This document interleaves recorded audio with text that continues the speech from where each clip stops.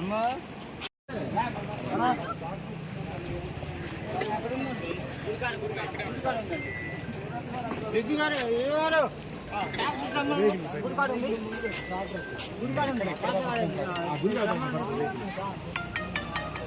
సురేష్ చెప్పు సురేష్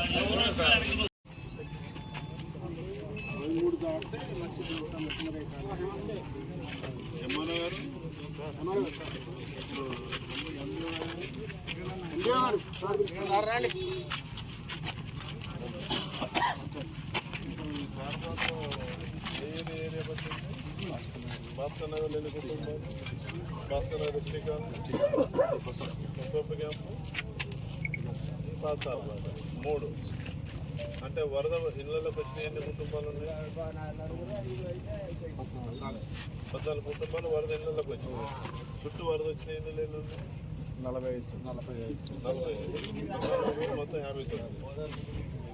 అంటే వరద పెట్టి 4 పునరావాస కేంద్రాలకు తీసుకెళ్లారు. అందరికీ 8 కుటుంబాలు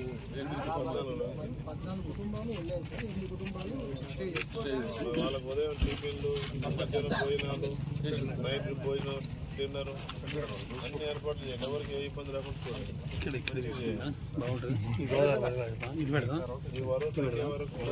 ఎవరికి అసౌకర్యం కలగకుండా ఎవరికి నష్టం జాగ్రత్తగా తీసుకోండి. మన ఎంత డిపార్ట్మెంట్ ఉన్నారు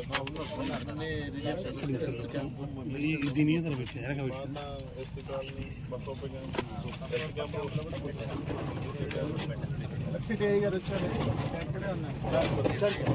ఏ గారు మీ సైడ్ నుంచి కూడా ఇబ్బంది లేకుండా చూడండి.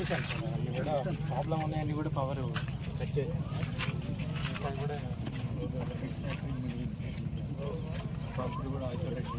ఎవరికి ఇబ్బంది జరగదు. అధికారులందరూ మీరందరూ అందుబాటులో ఉండండి, సిద్ధంగా ఉండండి. జాగ్రత్త చూసుకోండి. ఎవరికి నష్టం జరగవద్దు, ఇబ్బంది కలగవచ్చు. పునరావాస కేంద్రాల్లో పోయిన వాళ్ళందరూ కూడా కడుపు నిండా భోజనం పెట్టండి. ఉదయం పెట్టారా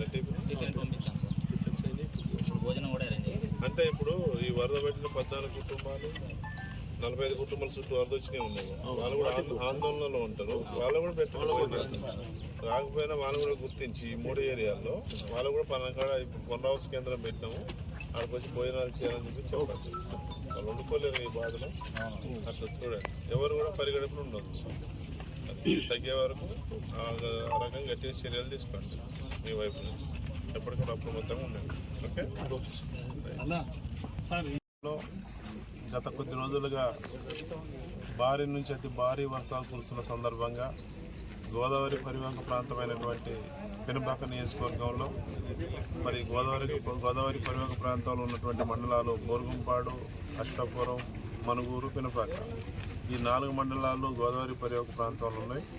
గోదావరి వరద ఉధృతి పెరిగి ఇప్పుడు 3వ ప్రమాద హెచ్చరిక దాటి మరి ప్రవహిస్తూ ఉంది వరద. గోదావరి వరద 56 అడుగులు చేరుకున్న సందర్భంలో బోరుగుంపాడు మండలంలో బోరుగుంపాడు నుంచి రెడ్డిపాలెం రోడ్డు కట్ అయింది. రెడ్డిపాలెం నుంచి సార్పాక వచ్చే road main road RNB road cut అయింది. అదేవిధంగా ఇప్పుడు అశోకపురం మండలంలో కూడా ఇరవెండి రామచంద్రపురం మధ్యలో రోడ్డు కట్ అయింది. అదేవిధంగా అమెరికా దగ్గర అమ్మగారిపల్లి రోడ్డు కట్ అయింది. బట్టిల గుంపు రామ్నగర్ పోయే రోడ్డు కట్ అయింది. ఇట్లా 3 రోడ్లు అశోకపురం మండలంలో, ఈడ 3 చోట్ల బూరుగుపాడు మండలం రోడ్డు కట్ అయింది. ఈ 56 అడుగులు జరుగుతున్న సందర్భంగా వరద పట్టినట్టు అనేక గ్రామాల స్థానిక ఎమ్మెల్యేగా అధికారులతోనే, మా పార్టీ నాయకులు కార్యకర్తలతో, మా ప్రజాప్రతినిధులతో అన్ని తిరుగుతూ ఉన్నాం. ఎక్కడికెక్కడ అధికారులు కూడా అప్రమత్తంగా ఉన్నారు, అన్నీ ఏర్పాటు చేసుకుని ఉన్నారు. పునరావాస కేంద్రాలు కూడా ఏర్పాటు చేసినారు. ఏ ఒక్క కుటుంబానికి, ఏ ఒక్క మనిషికి నష్టం జరగకుండా, ఎవరు ఇబ్బందులు పడకుండా పునరావాస కేంద్రాల వాళ్ళకు కడుపు నిండా మరి సకల సౌకర్యాలు ఏర్పాటు చేసి కడుపు నిండా ఉదయం టిఫిన్ పెట్టారు, మధ్యాహ్నం భోజనాలు, నైట్ డిన్నర్ కూడా అన్ని ఏర్పాట్లు చేస్తూ ఉన్నారు. ఈ యొక్క సారపాక పంచాయతీలో చూసినప్పుడు ఒక 14 గ్రామాల్లో 14 ఇళ్ళ కుటుంబాలకు వరద పట్టింది. 45 కుటుంబాల వారికి చుట్టూ వరద వచ్చింది. మొత్తం 59 కుటుంబాలు ఇప్పటి వరకు. ఈ 59 కుటుంబాల వాళ్ళకు కూడా అధికారులు అందరూ కూడా అందుబాటులో ఉండి పూర్తి సహాయ సహకారాలు అందిస్తూ ఉన్నారు.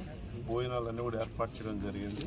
బూరుగుపాడు మండలంలో కూడా ఇప్పుడే అటు వెళ్ళొచ్చాం. బూరుగుపాడు మండలం పునరావాస కేంద్రం ఏర్పాటు చేసినారు. కేంద్రంలో కూడా కొంతమంది వచ్చినారు.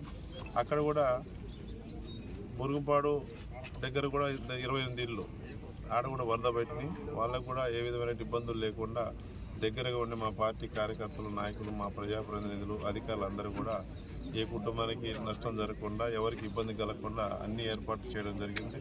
జిల్లా అధికార యంత్రాంగం కూడా అందరూ అందుబాటులో ఉన్నారు. ప్రభుత్వం కూడా ఆదేశాలు ఇచ్చింది. మా పార్టీ శ్రేణులు కూడా ఇందులో వరద బాధితులకు సాయం చేసే దాంట్లో మా పార్టీ శ్రేణులు కూడా ఇందులో ఉండి భాగం పంచుకుంటా ఉన్నారు. వాళ్ళకి సహాయ సహకారాలు అందిస్తూ ఉన్నారు. ఎవరికి ఏ విధంగా ఇబ్బందులు, లోటుపాట్లు రాకుండా చేయడం జరుగుతూ ఉంది.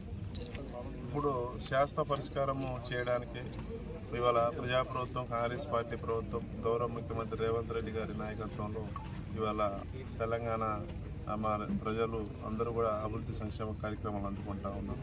ఈ గోదావరి పరివాహక ప్రాంతం, ముఖ్యంగా బూరుగుపాడు మండలానికి కరకట్టాలు నిర్మించే దాంట్లో కూడా ఆల్రెడీ ఒక 150 కోట్లు మంజూరు చేయడం జరిగింది. మరి మొన్న కూడా ఈ మధ్యలో పోయిన నెల ఐటీసీకి ఈ ప్రాంతం సర్వే చేయడానికి, పోలవరం బ్యాక్ వాటర్కి సంబంధించి అంచనాలు వేయడానికి, సర్వే చేయడానికి పోలవరం ప్రాజెక్టు అథారిటీ టీం వాళ్ళు వచ్చినారు. సిడబ్ల్యూసీ నుంచి ఢిల్లీ వాళ్ళు వచ్చి వాళ్ళకు కూడా స్థానిక ఎమ్మెల్యేగా రిప్రజెంట్ చేయడం జరిగింది. బూరుగుపాడు మండలంలో, అశోకపురం మండలంలో ఈ పోలవరం బ్యాక్ వాటర్ వల్ల మరి ఈ రకం నష్టం జరుగుతూ ఉంది. ప్రజలకు, రైతులకు నష్టం, పొలాలు పోతున్నాయి, గ్రామాలు ముందుకు గురవుతున్నాయి, కరకట్టలు లేవు.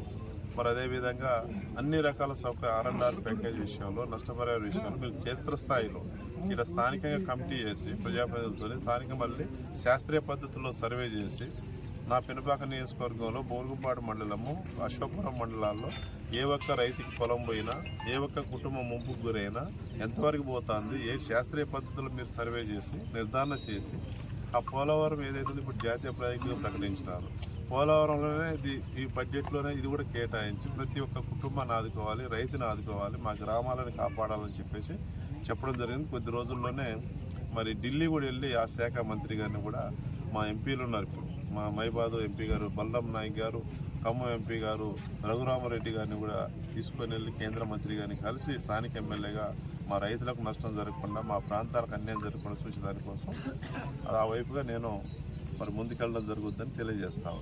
ఏదేమైనప్పటికీ ఈ వరద యాదృచ్ఛికంగా పైన భారీ వర్షాలు పడ్డాయి, అతి నుంచి భారీ వర్షాలు, ప్రాజెక్టులను ఇవన్నీ వదిలేశారు. 56 అడుగులకు వచ్చింది. ప్రజలందరూ కూడా ధైర్యంగా ఉండండి, పునరావాస కేంద్రాలకు వెళ్ళండి. అన్ని రకాల ఏర్పాట్లు అధికారులు చేసినారు. మా పార్టీ నుంచి కూడా మా ప్రజాప్రతినిధులు కూడా అన్ని ఏర్పాట్లు చేసినారు. అందరూ కూడా ధైర్యంగా ఉండమని, పునరావాస కేంద్రాల్లోకి వెళ్ళాలని చెప్పేసి కూడా వరద పట్టినటువంటి కుటుంబాల వరకు, వరద ముప్పు ఇళ్ళ చుట్టూ వచ్చిన వాళ్ళకు నేను విజ్ఞప్తి చేస్తాను.